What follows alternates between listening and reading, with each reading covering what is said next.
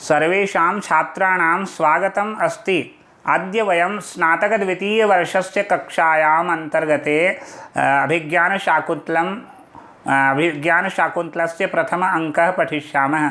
नमस्कार विद्यार्थियों, पिछले वीडियो में हमने अभिज्ञान शाकुंतलम के कुछ श्लोक पूर्ण कर लिए थे। आगे हम प्रारंभ कर रहे हैं। राजा जो है शकुंतला को एवं उसकी सखियों को छुपकर देख रहे हैं और उन्हें देखकर पहले देखते नहीं हैं, उन्हें केवल आवाज़ सुनाई देती है तो वो ध्यान लगाते हैं कि आवाज़ कहाँ से आ रही है। और उसके बाद उन्हें पता चलता है कि शकुंतला अपनी सखियों के साथ वृक्ष सेचन का कार्य करती हुई इधर ही आ रही है। तो राजा उन्हें देखता है और किस प्रकार राजा को प्रतीत होता है, तो वह पेड़ की छाया में खड़े होकर देखने की चेष्टा करते हैं। यावद इमाम छायामाश्रित्य प्रतिपालयामि यावद इमाम छायाम आश्रित्य प्रतिपालयामि। फिर विलोक्यन स्थितः। देखिए यहाँ पर राजा ये सोचते हैं कि ज़रा इस छाँव की शरण लेकर मैं प्रतीक्षा करता हूँ, देखते हुए, और यहीं पर विलोक्यन देखते हुए ठहर जाते, यहीं पर स्थित है, ठहर जाते हैं। इसके बाद जो है सखियों के साथ शकुंतला का प्रवेश होता है। इसीलिए यहाँ पर ये लिखा ततः प्रविशति, उसके पश्चात प्रवेश करती है। यथोक्त व्यापारा, जैसा पूर्व में बताया जा चुका है। यथोक्त व्यापारा का मतलब है वृक्ष सेचन का कार्य करती हुई। सह सखीभ्याम, अपनी दो सखियों के साथ शकुंतला। इसके पश्चात जैसा पूर्व में बताया गया है, अर्थात वृक्ष सेचन का कार्य करती हुई शकुंतला अपनी दो सखियों के साथ प्रवेश करती है रंगमंच पर। शकुंतला इत सख्यौ, हे सखियों इधर से चल आइए, इधर से। इसके बाद दो सखियों के साथ जैसा कहा गया वैसा शकुंतला करती हुई रंगमंच पर प्रविष्ट हो जाती है और वह कहती है, शकुंतला क्या कहती है, इधर से सखियों, इधर से, ऐसा कहकर इसके पश्चात उसका प्रवेश मंच पर हो जाता है सखियों के साथ। तो अनुसूया क्या कह रही है शकुंतला को, ये आप सुनिए। वो क्या कहती है अनुसूया, हला शकुंतले, हे सखी शकुंतला, त्वत तो अपि, तुमसे भी अधिक, तात काश्यपस्य, तात यानी पिता काश्यप के लिए, आश्रम वृक्ष का, आश्रम के ये छोटे वृक्ष, प्रियतरा इति, तुमसे भी अधिक प्रिय है। तर्कयामी, मैं ऐसा तर्क लगा रही हूँ या मैं ऐसा अनुमान करती हूँ। अहम तर्कयामी, ये कह रही है, कौन कह रही है, अनुसूया कह रही है।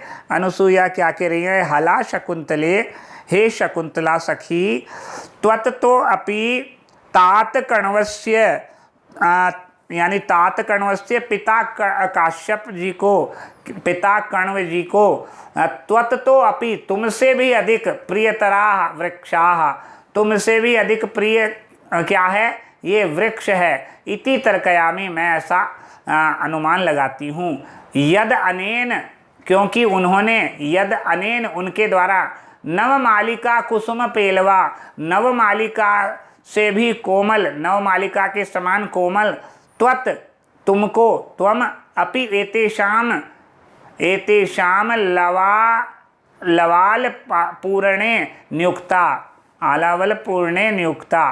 कहने का मतलब है कि सखी शकुंतला, मुझे ऐसा लगता है कि आश्रम के पौधे पिता काश्यप को जो है वो तुमसे भी अधिक प्यारे हैं, जो इन्होंने नवमालिका के फूल के समान कोमल पेलवा यानी तुम्हें इस पौधों को सेचन कार्य में, यानी पौधों को के जो थाले क्यारियां भरने के लिए तुम्हारे को नियुक्त कर दिया है।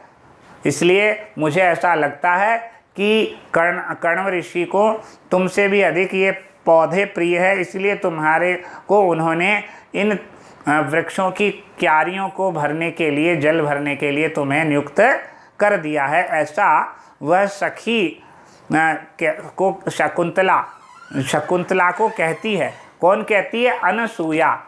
अनसूया उसकी सखी का नाम है। तो पेलव का मतलब यहाँ है कोमल, पेलवम, और यहाँ पर पेलव का मतलब कोमल है। त्वत्तः अपि यानी तुमसे भी, तसिल प्रत्यय, काश्यप मतलब कश्यप प्लस अण, वृक्षक यानी वृक्ष बराबर कन, छोटे वृक्ष, अल्पार्थे। प्रियतरः, प्रियतर मतलब तुमसे भी अधिक, अधिक प्रिय, यत प्रियतरः सर्वनाम का प्रयोग यहाँ पर करते हैं, प्रियतरः। ठीक है, इसके बाद यहाँ पर तापसः च असौ काश्यपः स कर्मधारे आश्रमस्य वृक्षकः, षष्ठी तत्पुरुष है। और नवमालिकायाः कुसुमम पे, है ना, नवमालिका कुसुमम, नवमालिका कुसुमम, षष्ठी तत्पुरुष है। तद इव पेलवा, ये उपमान है। आलवालस्य पूर्णे, आलवाल पूर्णे, षष्ठी तत्पुरुष। ठीक है, अब आगे चलिए। तो शकुंतला क्या कहती है? तुम्हारे से भी अधिक प्रिय उनको वृक्ष का कार्य है, इसलिए तुम्हारे को ऐसे कार्य में उन्होंने नियुक्त किया है। अनसूया के यह कहने पर शकुंतला क्या कहती है? शकुंतला कहती है न केवलम तात नियोग एव अस्ति में सोदर स्नेह तेषु, ये केवल पिता की ही आज्ञा नहीं है। न केवलम तात नियोग, ये केवल पिता की आज्ञा से ही मैं ये कार्य नहीं कर रही हूँ। एव अस्ति में सोदर स्नेह एतेषु, मुझे इन वृक्षों पर मेरे भाई की तरह मुझे इन पर प्रेम है, मेरा इनसे प्रेम है। सोदर स्नेह एतेषु, इन पर मेरा भाई जैसा प्रेम है मेरा, इसलिए मैं इनको वृक्ष सेचन का कार्य करती हूँ। वृक्ष सेचनम रूपयति, वृक्ष सेचन का अभिनय करती है। फिर राजा देखकर कह रहा, राजा कथम इदम सा कर्णव दुहिता, कथम इदम सा कर्ण दुहिता, ये कह रहा है राजा ने। यहाँ पे ये कथन राजा का है कि क्या कह रहे हैं? कथम इदम कर्ण दुहिता, दुहिता कहते हैं पुत्री को। तो ये कह रहे हैं कि ये किस प्रकार है? कथम इदम कर्ण दुहिता का मतलब है क्या वह कर्ण पुत्री है? क्या ये वास्तव में कर्णपुत्री है क्या? क्योंकि मुझे तो कर्णपुत्री लग नहीं रही। कर्णपुत्री क्यों? अगर कर्णों की पुत्री ये होती तो कर्ण जो है इनको इस प्रकार का कार्य नहीं देते। इसलिए कहा कथम इदम सा कर्णव दुहिता, क्या यह कर्णव ऋषि की ही पुत्री है? असाधुदर्शी खलु तत्र भवान काश्यपः, मुझे तो असाधुदर्शी, मुझे तो उचित कार्य करने वाले ये दिखाई नहीं देते हैं। आदरणीय काश्यप जी मुझे उचित कार्य करने वाले दूरदर्शी नहीं, असाधु दूरदर्शी है, ये दूरदर्शी दिखाई नहीं दे रहे हैं, ये अन्यायी दिखाई दे रहे हैं मुझे आदरणीय काश्यप। क्यों? यह इमाम आश्रम धर्म ही नियुक्ते, जिन्होंने इसे आश्रम के कार्य में लगाया है। राजा ये कहते हैं क्या यह वह कर्ण पुत्री ही है? आदरणीय कर्ण निश्चय ही मुझे अन्यायशील प्रतीत हो रहे हैं, जो इसे आश्रम के कर्तव्य में लगा रहे हैं। इस कन्या को लगा दिया है, इस कोमल शरीर वाली कन्या को आश्रम के कठोर कार्य में लगा दिया है, मुझे वे अन्यायी प्रतीत हो रहे हैं। ऐसा किसका कथन है? ऐसा राजा जी का कथन है। अब यहाँ पर एक श्लोक पुनः आ जाता है। क्यों? क्योंकि यहाँ पर राजा ये कह रहे हैं शकुंतला का कोमल शरीर है और आश्रम के वृक्षों का सेचन कार्य और अनेक कार्य करना आश्रम के ये अत्यंत कठोर कार्य है, तो दोनों में समानता नहीं है। इसी बात को इंगित करते हुए राजा अगला श्लोक प्रस्तुत कर रहे हैं।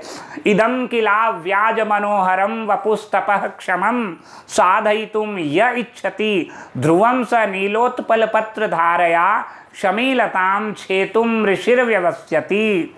वापस से देखिए, इदम किला व्याज मनोहरम वपुस्तपः क्षमम साधयितुम य इच्छति ध्रुवं स नीलोत्पल पत्र धारया शमीलताम छेतुम ऋषिर व्यवस्यति। तात्पर्य क्या हुआ? जो ऋषि इस स्वाभाविक मनोहर शरीर वाली शकुंतला को तपस्या के योग्य बनाने की आशा कर रहे हैं, वे ऋषि निश्चय ही मुझे वह ऋषि निश्चय ही ऐसा कठोर कार्य कर रहे हैं जैसे नील कमल की पंखुड़ी के किनारे से शमी की कठोर लता यानी डाल को काटने का अनुचित अरुचिकर कार्य यत्न कर रहे हैं। तात्पर्य क्या हुआ, एक बार अन्वय से देखेंगे। यह इदम अव्याज मनोहरम वपुः,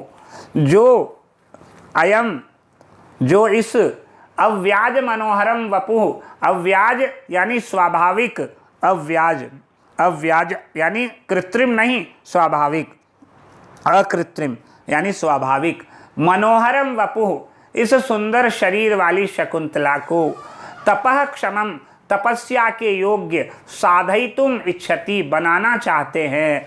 स ऋषि, वे ऋषि, ध्रुवम निश्चय ही, नीलोत्पल पत्र धारया, नील कमल की पंखुड़ी के अग्रभाग से शमी लताम, शमी लता के यानी शमी वृक्ष की कठोर लता को छेत्तुम काटना, व्यवस्थिति काटने की का प्रयत्न कर रहे हैं। किल, ऐसा मेरा विचार है। यह मतलब दोनों कार्य बहुत अलग अलग है, कहाँ तो कठोर तपस्या और कहाँ शमीलता को काटना। किससे काटना, वो भी नील कमल के पंखुड़ी के अग्रभाग से। तो यह ऋषि कण्वः इदं पुरः दृश्यमानम अव्याजम अकृत्रिमम मनोहरम यानी हृदयहारी वपुः शकुंतलायाः शरीरम तपसः तपस्यायाः क्षमं योग्यं साधयितुं कर्तुम् इच्छति वाञ्छति ऋषिः मुनिः ध्रुवं निश्चयेन नीलस्य असितस्य उत्पलस्य कमलस्य धारया प्रान्तभागेन शीलतां शमिलतां कठिनां शमी द्रुमस्य शाखां छेत्तुं कर्तितुं खण्डयितुं व्यवस्यति यतते किल अरुचौ न श्रद्धे। अर्थात भाव यह है कि नील कमल की कोमल पंखुड़ी के किनारे से जिस प्रकार कठोर शमीलता को नहीं काटा जा सकता, उसी प्रकार शकुंतला के कोमल शरीर से तपस्या जैसा कठोर कार्य नहीं कराया जाना चाहिए। नील कमल की पंखुड़ी किनारा, जो ये दोनों की तुलना यहाँ पर की गई है, और एक यहाँ पर इस प्रकार कार्य नहीं किया जा सकता है, दोनों अलग अलग कार्य हैं। यहाँ अव्याज का मतलब है कृत्रिमता से रहित, क्षमः योग्य, किल मुझे अरुचिकर है। ठीक है, फिर आगे यहाँ पर दे रखा है क्या शब्द है, साधयितुम, साधयितुम यानी धारण करना चाहते हैं, उसको बनाना चाहते हैं। किनारा, किनारे के लिए धारा, धारया किनारा, लता डाल, व्यवस्यति यत्न करते हैं। व्युत्पत्ति के अनुसार यदि करेंगे अव्याज, we plus a, अव्याज plus घय, Manohar Manas ह्री plus अच, मनस प्लस ह्री प्लस अच, साधयितुम साध धातु णिच प्लस तुमुन प्रत्यय, छेत्तुम छिद धातु प्लस तुमुन प्रत्यय, अविद्यमानः व्याज यत्र तत् अव्याजम बहुव्रीहि, तपसः क्षमं षष्ठी तत्पुरुष, नीलम च तत् उत्पलम च नीलोत्पलम कर्मधारय तस्य धारया षष्ठी तत्पुरुष, शम्याः लतां शमिलतां षष्ठी तत्पुरुष। छंद यहाँ पर वंशस्थ छंद का प्रयोग किया गया है। वंशस्थ का छंद का लक्षण मैं आपको बता देता हूँ।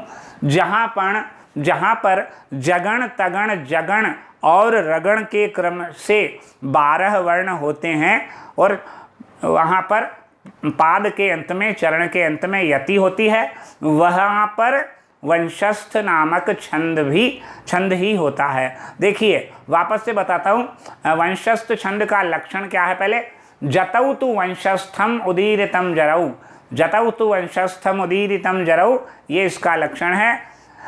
जिस छंद के प्रत्येक चरण में 12 वर्ण होते हैं, वे 12 वर्ण क्रमशः जगण, तगण, जगण और रगण के क्रम में होते हैं, और चरण के अंत में जहाँ यति होती है वह वंशस्थ छंद कहलाता है। अब अलंकार की जहाँ तक बात है तो प्रस्तुत श्लोक में निदर्शना और विभावना अलंकारों का प्रयोग हुआ है। निदर्शना अलंकार और विभावना अलंकारों का प्रयोग यहाँ पर किया गया है। यहाँ पर हमारा यह श्लोक पूर्ण हो जाता है। अगला श्लोक हम अगले वीडियो में करेंगे। तब तक के लिए यहीं विराम देते हैं। नमस्कार, धन्यवाद।